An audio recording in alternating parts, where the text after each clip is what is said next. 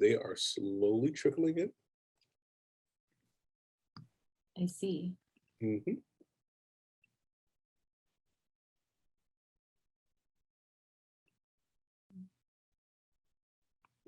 Mhm.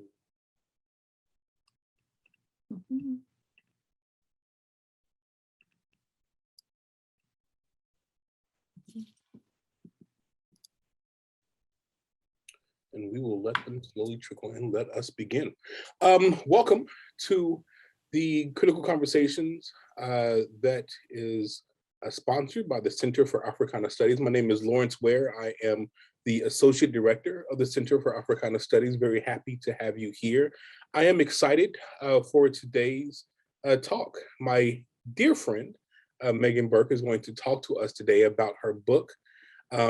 Looking forward to hearing from her. She is a professor at Sonoma. Is it Sonoma College? Sonoma University? University of Sonoma? It's in California. It's Sonoma, the place where the wine happens. So nevertheless, so I'm very excited to hear from her. She's going to give us some insight into her work and also into much of what's happening right now around the country. Now, if you have questions, please input those questions into the question and answer box, if you will. The chat is closed, so please make sure that if you have questions, put those questions into the question and answer box. And once she is done with her talk, we'll give her about 15 to 20 minutes, probably 15 minutes. I don't want to belabor her time, but give her about 15 minutes to answer any questions that you may have. So please put those into the question and answer box if you will be so kind. I am now going to turn it over to Dr. Megan Burke. Thanks, Lawrence. It's great to be here with you all tonight. I see friends and former colleagues, Stacy and Lou. Nice to have you here. Thanks for logging in. And thanks to the rest of you for joining.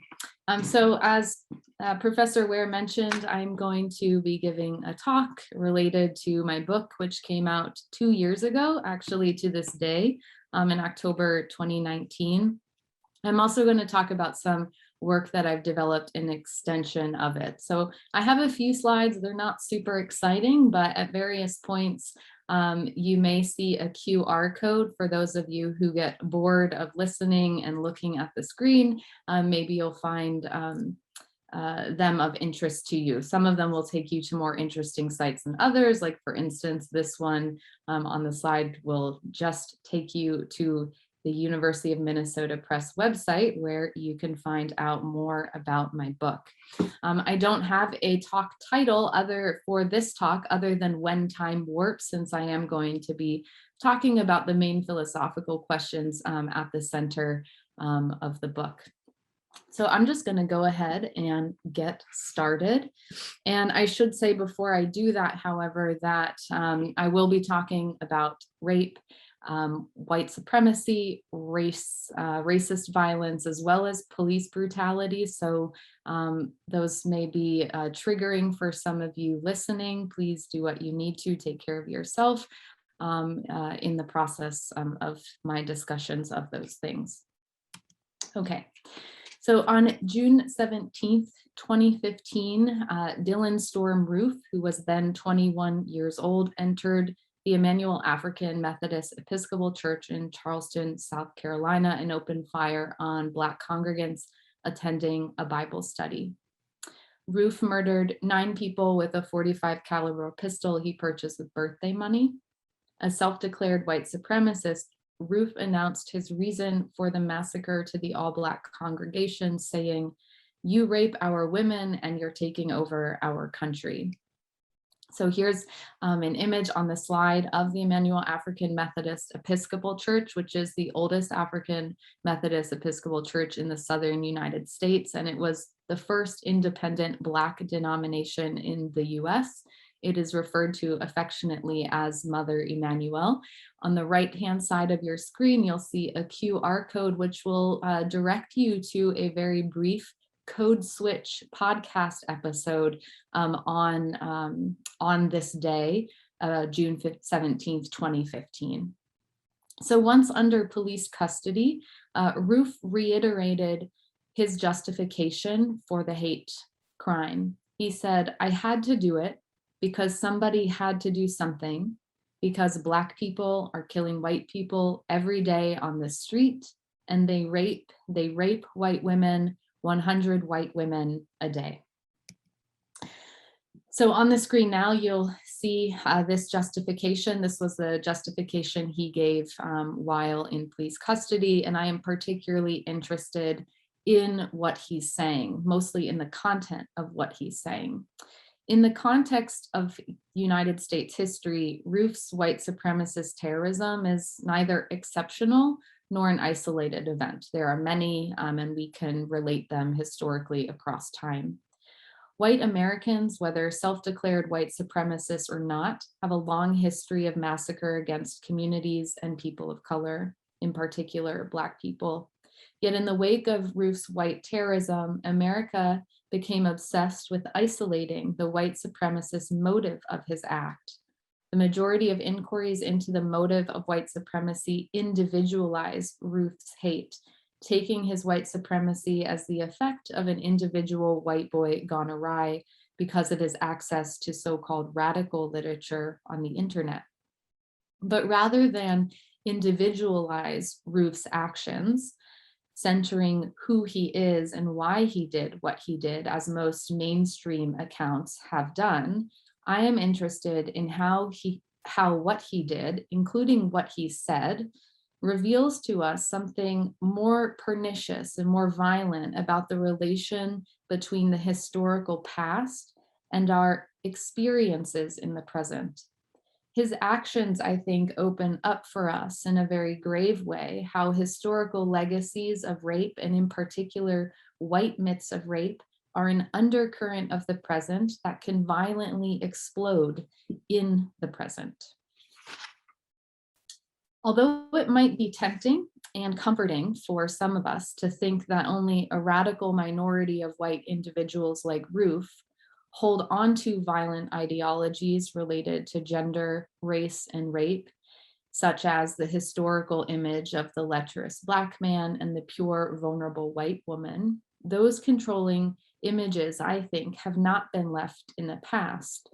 Roof is rather explicit testimony to the way those historical constructs, those images or myths, are deeply encrusted in and profoundly structure all of our experiences of gender, race, and time. So that's quite a large claim that I make in the book, that it's not just about somebody like Roof, but rather those are about all of us, and they are undercurrents or structures of all of our experiences.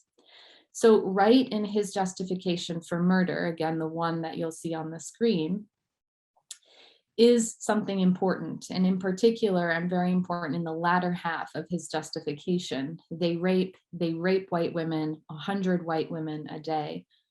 I think there is in this statement an arrival of history in a way that profoundly shapes who we all are as racialized and gendered subjects, or you could say individuals.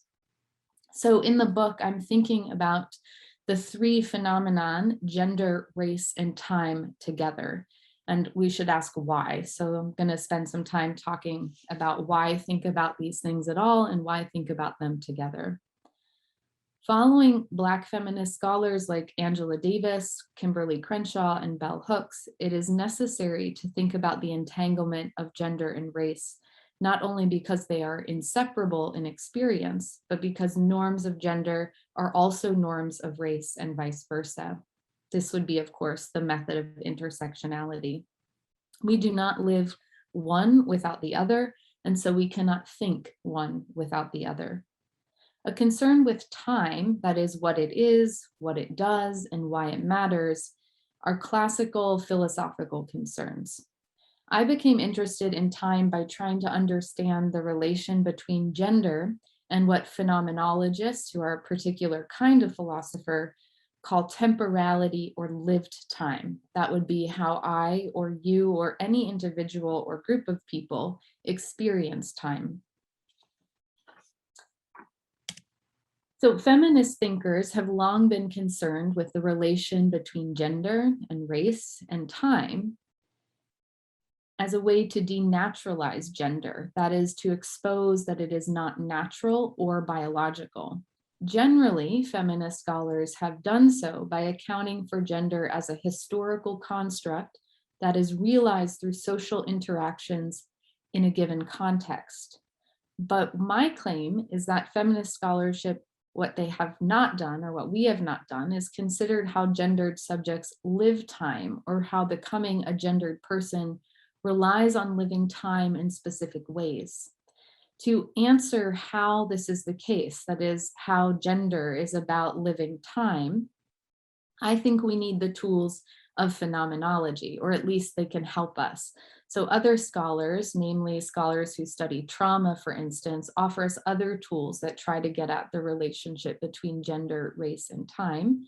But in my book, I think phenomenology has something to offer. For the phenomenologist like myself, lived time is different from historical time or clock time. And so it's this idea of lived time that I'm really trying to get at in relation to gender and race. So let me talk about lived time for a moment. In moments of joy, time flies. Time also flies when you are working against a too soon deadline and you have an urgent sense that time is running out. Or live time when you are suffering or experiencing some kind of boredom. Time barely creeps along. In these everyday experiences, clock time almost seems arbitrary. What matters most in those moments is how we are experiencing time, that is, our sense of time, whether it is going too fast or going too slow, or whether we want it to pass quicker. But do we all experience time in the same ways? And how might gender, norms of it, and our own experience of it change, alter, or warp how we experience time? Feminist phenomenologists, again, a particular kind of philosopher, have drawn attention to the way women's existence becomes inhibited, confined, and constrained in relation to how they live space through the fear of rape. So, for instance, they claim that a girl or woman's experience of space is different from a boy's or man's, not because there is a biological difference between being a girl and being a boy, but because girls and women live with the threat of rape. So how do we understand this? Consider a young woman on a college campus late at night, leaving the library, walking to get to her car, which is in a dark parking lot. Often, it is unlikely that the young woman will experience that walk with a sense of freedom and expansion with no worries. Rather, it is likely that she will clutch her keys in one hand, her phone in the other. She may even pretend to be talking to someone on the phone, or she may call someone on the phone to talk to while she walks to her car. This has at least been the most common experience relayed to me by young college women. So what is happening there? Why is that experience of space, the space of the campus, the space between the library and the parking lot, the very space of the young woman's body, why is that being experienced in a certain way? Feminist scholarship shows that the fear of rape and sexual violence alters or warps a girl's and women's experience of space. Girls and women comport their bodies, close them off, walk in hurried ways, do not walk alone, and so forth because of the fear of rape. And this is a very real fear. Rape and sexual assault are common. As a philosopher, what interests me is what is happening in this experience of space, how one's self is produced by the experience, how gender is made in the very moment, how the fear of violence comes to at once restrict a person's experience of the world and self, and at the same time produce a norm of gender. For in making themselves smaller, in restricting their movements, girls and women paradoxically live out patriarchal ideals of the category of woman, that is, making yourself smaller, less seen, less visible, and so on, are patriarchal ideals, or at least traditionally so. But there is also an experience of time happening in that experience of space. The fear suspends the future. Will she have one? That is, will the young woman walking across the dark parking lot have a future? Will it be changed or altered by an experience of assault? It also changes the quality of her present. She is worried, anxious, on guard, all things that undercut an open sense or experience of time, that my time is not something I need to worry about. The fear of rape is for many girls and women, or for those perceived to be girls and women, what I call a temporal promise that one's future might be impossible. And those kinds of experiences of time, I claim, are experiences of time that make us gendered subjects without our consent. It may not be who we are, but it becomes us. There is also something else at work in this experience, however, and this brings me back to Ruth. Feminist scholarship shows that rape is most likely to be perpetrated by people we know and in spaces we are quite familiar with, say at home. They are less likely to happen, say, in a dark parking lot. Yet paradoxically, many people who live with the fear of rape are less likely to fear being at home, being with their boyfriend, or going to a party. To understand this mismatch between the fear of rape and the reality of rape, I think we need to pay attention to historical time. In the United States, conceptions of rape, how it is understood, that is, have a long history. And a central feature of that history is white supremacy. The white myth of the Black male rapist is one of the most powerful rape myths, and it continues to show up in the present, not only historically as revealed by Ruth's "You rape our women," but in individual experiences in the present. So in my view, the fear of the man jumping out of the bushes late at night is anchored in the myth of the Black male rapist. And I have a whole chapter in the book in which I talk about this. So I'm really going to gloss over this rather quickly. I'd be happy to talk about it more specifically in the Q&A time. White supremacist rape myths have made the reality of rape intangible for many of us. It is common to imagine rape to be perpetrated by a dark stranger, and I think that is because of the persistent but transformed way the myth of the Black male rapist continues to circulate. So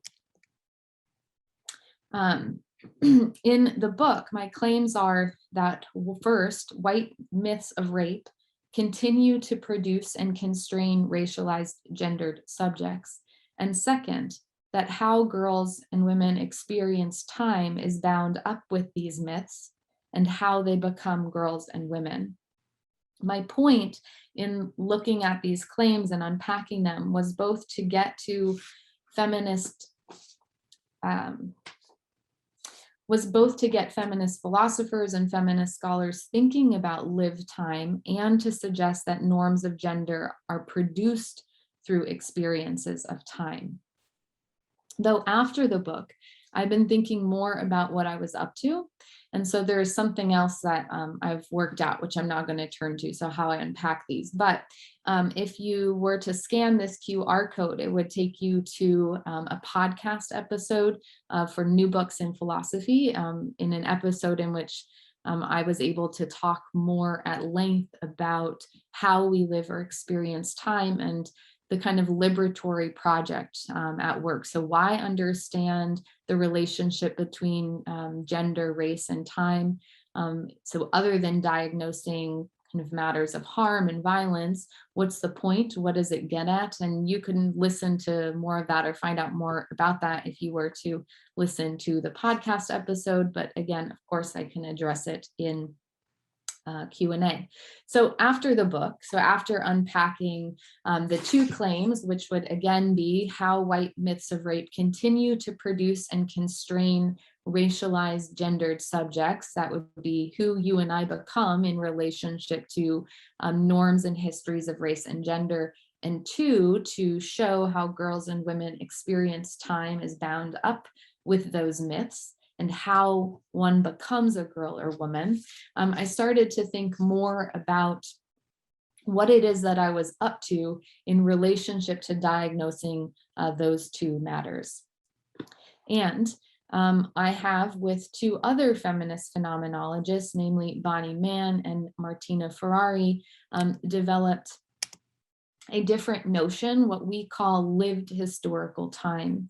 And lived historical time really gets at the question, how does the historical past show up and shape my present? So why is this important? The three of us argue that we need an account of lived historical time to understand a specific but currently unnamed kind of harm, and that harm is one we call temporal harm. Temporal harm occurs when the historical past is weaponized against an individual such that their lived time is altered to the extent that forecloses an open and malleable experience of time. So why does an open and malleable experience of time matter? Well, from a phenomenological perspective, that experience of time, that kind of sense of time is necessary for freedom. So when your time is foreclosed or interrupted or halted, that is also an experience of freedom being foreclosed. And sometimes we argue this happens to the point of death itself. We take understanding temporal harm to be important to understanding how histories of domination and subordination persist in the present. And we take it to be a key dimension of historical modes of domination and subordination. So I'm going to talk a little bit more about temporal harm now. So in our account of temporal harm, we consider how histories of misogyny, racism, and colonialism are enveloping atmospheres or general dimensions that remain largely invisible but work in the present as an orienting force of our lives. For us, this means the past, the historical past, is an affective weight. We feel it with a sense of heaviness or maybe a sense of lightness. And that orients us or works as an orienting device that shows up in the present through how we each live time in our own ways.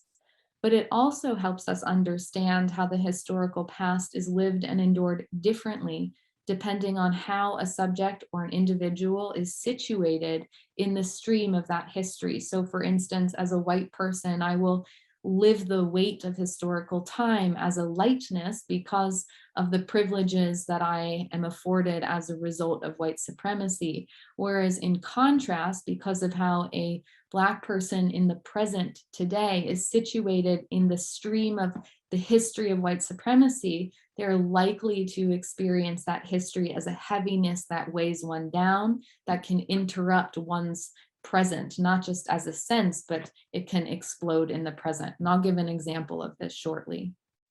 So at times, the past is experienced as an abrupt interruption and disruption of the present, while at other times it might be a gentle and soothing memory, depending on who you are and how you are positioned in relation to the past. So for instance, to go back to Ruth, the average white man today who hears Ruth's statement is not likely to feel the heaviness of a violent history of white terrorism.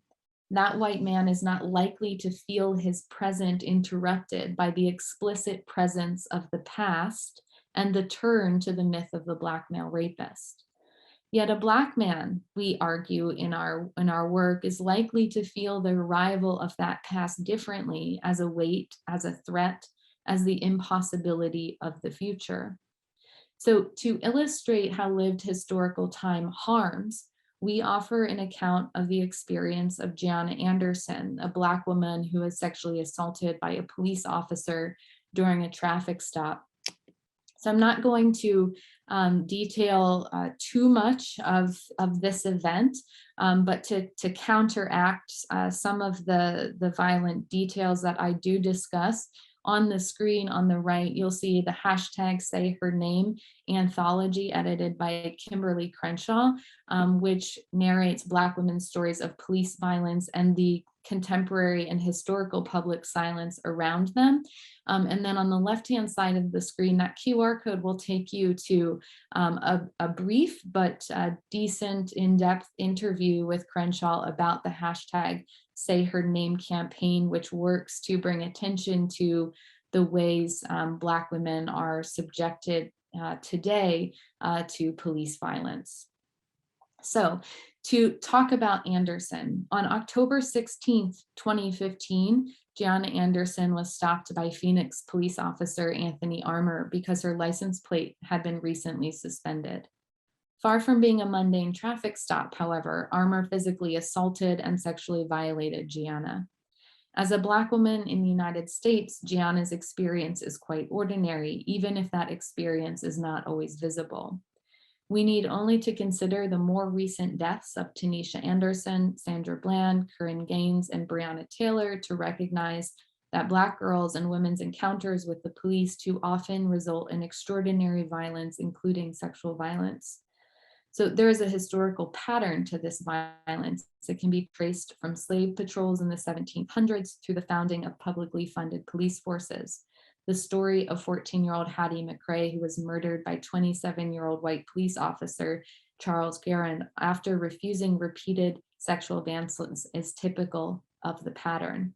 This happened to McRae in New Orleans, Louisiana on February 10th, 1930. Given this long history, it's no wonder that when Armour approaches Gianna's car, she immediately begins to worry for her life. And you hear this if you pay attention to her recollection of the experience.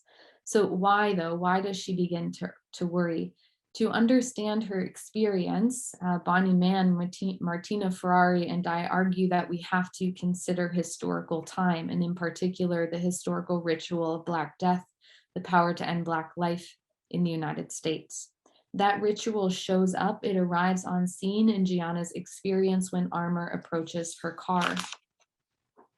When Armour first approaches and asks for Gianna's identification and insurance, she asks him why she's being stopped, and he shouts, "Don't play dumb, you know I am pulling you over."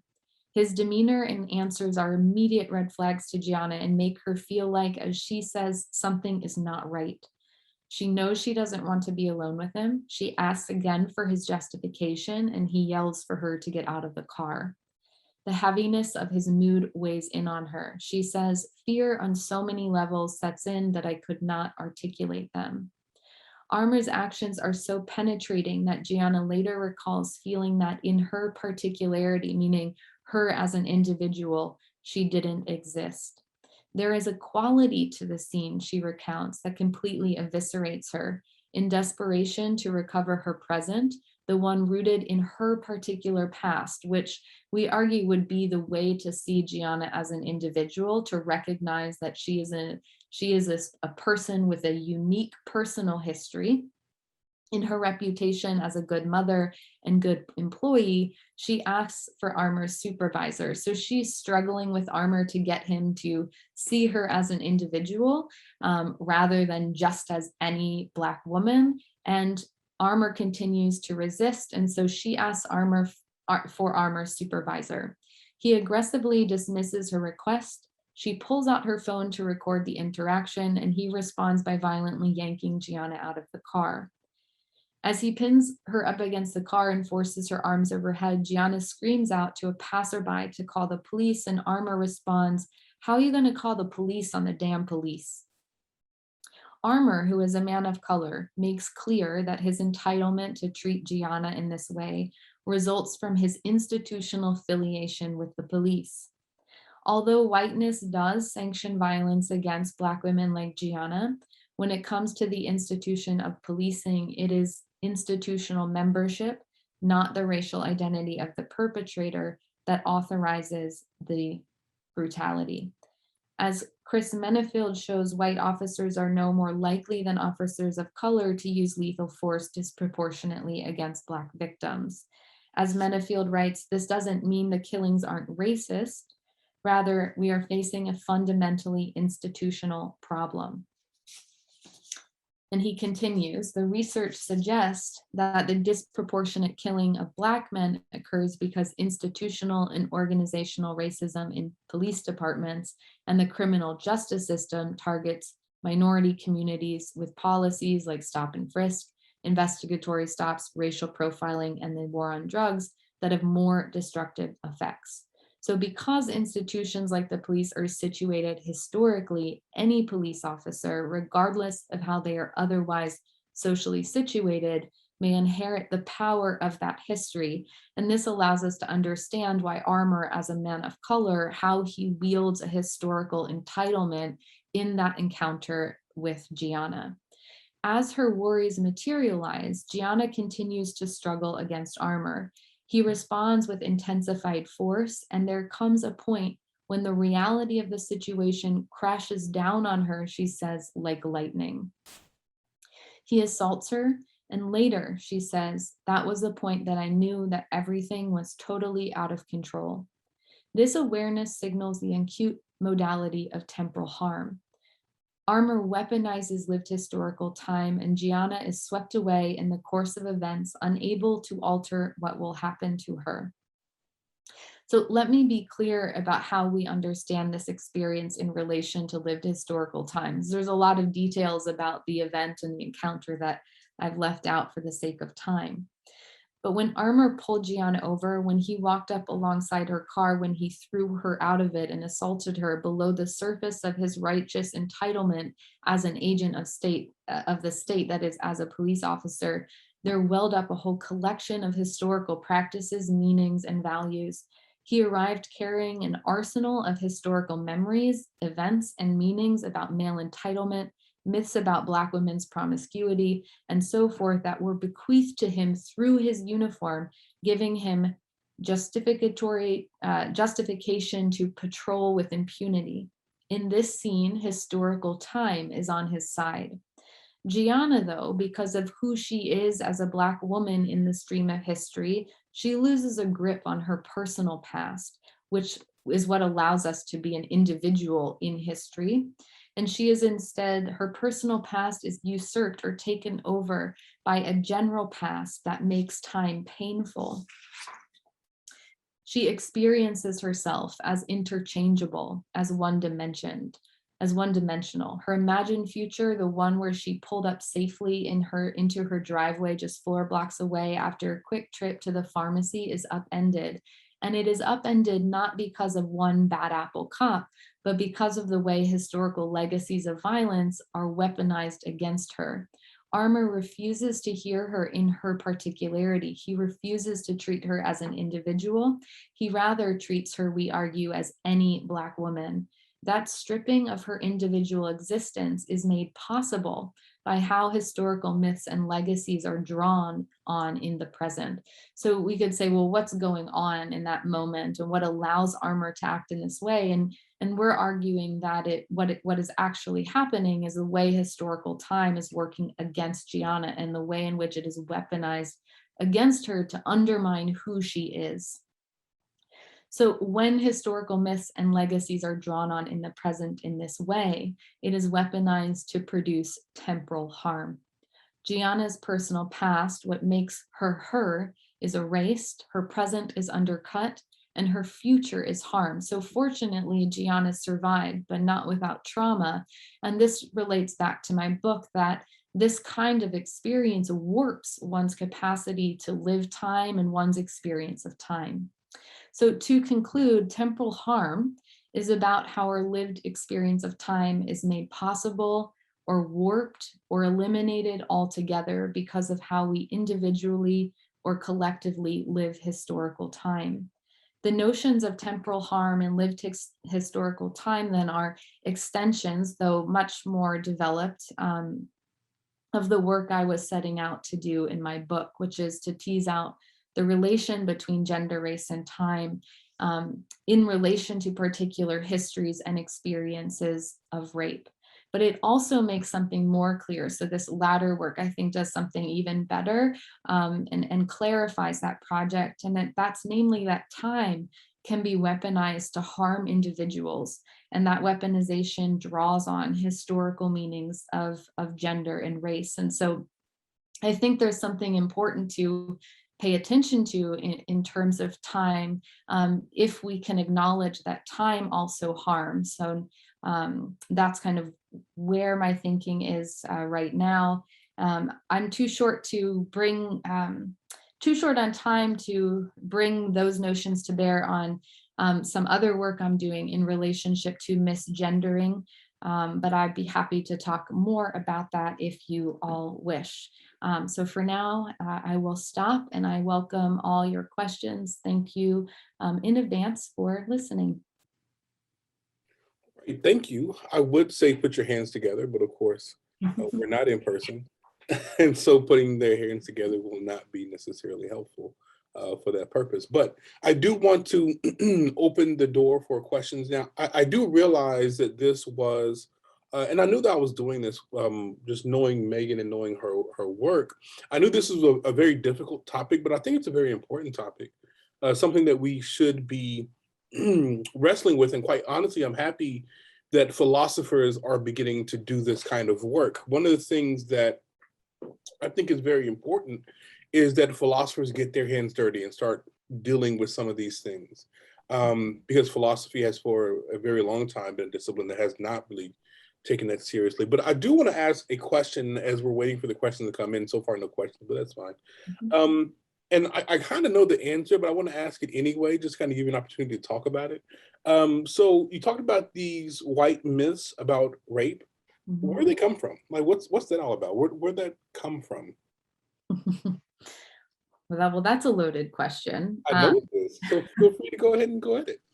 Yeah, I mean, so one of the historical moments that I look at in the book, and I think that there's good reason to here, is how at the turn of the 20th century, when we have the end of the institution of chattel slavery, which doesn't mean we have freedom for Black people in the United States, but there emerged various new social institutions as well as new social practices that collude and conspire together to oppress Black people in new ways. And one of those one central social practice that emerges and becomes very prevalent is the myth of the Black male rapist. That doesn't mean it did not exist prior to the 20th century. Certainly there are ways we can understand its existence prior to that moment, but it materializes, I think, as a significant social force. And we can see that, for instance, in various things, but particularly popularized with the film Birth of a Nation, which becomes a rallying cry for white supremacists, and it generates more membership in the KKK. And central to Birth of the Nation, of course, is the myth of the Black male rapist. So I'm really interested in that historical moment because of how it mobilizes the relation between gender, race, and rape to conspire against the freedom of Black individuals, and the way it also constructs racialized norms of gender. So in that film, which of course was a book prior to its film adaptation, white womanhood is constructed as that which can be violated and violated by Black men in particular, and therefore white women are the kinds of racialized or raced subjects and gendered subjects who need and rely on the protection of white men. And those kinds of social interactions, for me, are what make and constitute or produce the reality of gender. And so that would be a very significant historical moment that I talk about at various points in the book. And I think that is a moment which the contemporary moment of the myth is popularized and begins to circulate in very significant ways in the United States. And then it continues on and travels on from then and gets transformed and mutated in different ways and leveraged, of course, against Black boys and men in particular. So we don't have any questions, so I'm going to give you an opportunity to kind of wrap it up. What are you working on now? Because I heard you talk about misgendering. I'm interested in that. I'm also interested in just what else are you up to? What are you working on right now? Like, how are you extending this particular project? Yeah, I mean, at some point I would love to stop thinking about time, but it doesn't seem to be yet. I have been thinking about misgendering, which is a phenomenon that generally harms trans, non-binary, and gender non-conforming people, but a lot of the contemporary popular discussions of it focus only on its psychological impact, that it produces stress, depression, anxiety, which of course it does. So I agree that those things do. But I'm interested in asking about questions of what is happening in the moment of misgendering. And if you're not familiar with misgendering, it really just refers to the mischaracterization or being misrecognized or misnamed by another person or collection or an institution in a way that is at mismatch with how you understand yourself in relationship to gender. So it's a widespread contemporary phenomenon. And while the psychological consequences of it are important, I am interested in thinking about temporal harm in relationship to it and understanding the way in which misgendering is a matter of both one's personal past being interrupted and the movement of a historical past in one's own present. So I'm thinking about this question of lived historical time and temporal harm in relationship to that. So like, I'll just give a quick example. All of us were assigned a gender at birth. It's a girl, it's a boy. We're usually assigned a gender in relationship to a binary. And that assignment institutes, I say, a timeline for us that there's an imagined future set up for us by others that we will, if we are assigned boy, we will become a man and usually in a certain kind of way. If you are assigned girl, you will become a woman in a certain kind of way, and so on and so forth. But so there's time is instituted for us by that assignment. And many people follow that timeline and that trajectory. And so there's a chronology or a chronological order, which is also an experience of time to one's gender. And so when someone is misgendered in the present moment, they are being thrown back into their assignment. So there's a lot of their assignment at birth. So there's a lot of interesting temporal actions going on in being misgendered. And so I'm interested in kind of teasing out and trying to draw our attention to those temporal actions and thinking about how that experience, that moment of being misgendered is about time. And then I also want to think about how it's about historical constructs of gender. So that would be one way I'm extending this work in relationship to the field of trans studies, for instance. So I'll just stop there because that's a mouthful. That is quite a mouthful. And we actually have a question. Do you want to take it? We're running really short on time, but I'll throw this question at you and we can kind of conclude with this. The question says, why do some people suggest that instances such as police brutality committed against the Black community or shootings such as the Charleston church shooting be seen as individual instances rather than instances that contribute to ideas of white supremacy? Yeah, that's a great question. It's an important one. My short answer is just that I think it's easier. It's easier to point to somebody like Ruth and say, oh, this is just a pathological person with a lot of problems or a violent individual.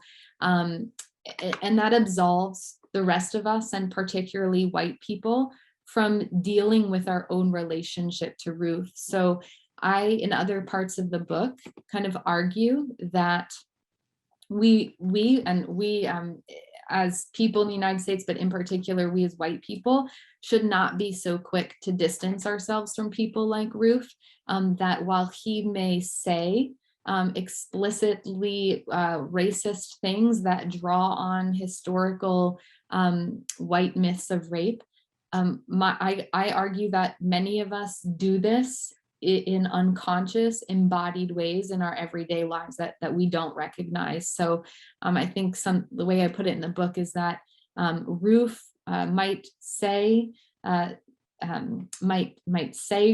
racist things and might draw on white supremacy quite explicitly, but there are those of us who are living out those things in the very ways we do gender, we live gender, we become gendered people. And so I think it's a lot easier just to isolate isolate violence and isolate the way histories of domination and subordination continue in the present. It really is comforting just to think, oh, well, if we just deal with Ruth, these things won't happen again.